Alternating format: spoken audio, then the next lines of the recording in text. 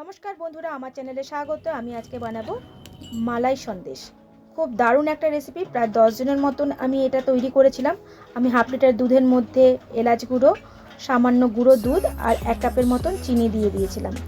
ভালো করে আমি গ্রেট করে নিয়ে গ্রেটারের সাহায্যে পনিরটাকে আমি পনির দিয়ে তৈরি করব। আমি ছানা দিয়ে করিনি, কিন্তু খেতে কিন্তু ভালোই হয়েছিল। প্রথমে সবাই বলছিল যে কেমন হবে, কিন্তু আমি তৈরি করেছিলাম, দেখলাম বেশ ভালোই হয়েছে।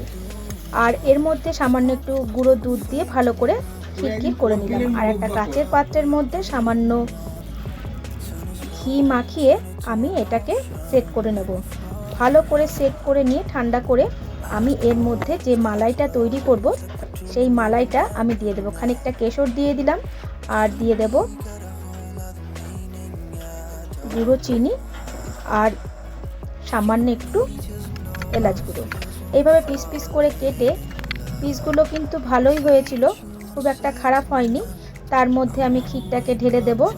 আর একটু বসে গেলেই আমি এর মধ্যে কয়েক টুকরো পেস্তা ছড়িয়ে দেব। খেতে যে কি অপূর্ব হয়েছিল, ভাবতেও পারিনি যে এতটা ভালো হবে। প্রথমে সবাই বলছিল কী রে, কেমন হবে, তুই এরকম জিনিস বানাচ্ছিস। আমি দেখেই না ট্রাই করে কেমন হয়। কি বলবো আপনাদের, এত সুন্দর খেতে হয়েছিল, এত অপূর্ব খেতে হয়েছিল, না খেলে আপনারা বিশ্বাস করতে পারবেন না। যারা যারা দেখছেন, ফলো করছেন, অসংখ্য ধন্যবাদ। যারা যারা এখনো করেননি, চটপট করে ফেলুন। ধন্যবাদ।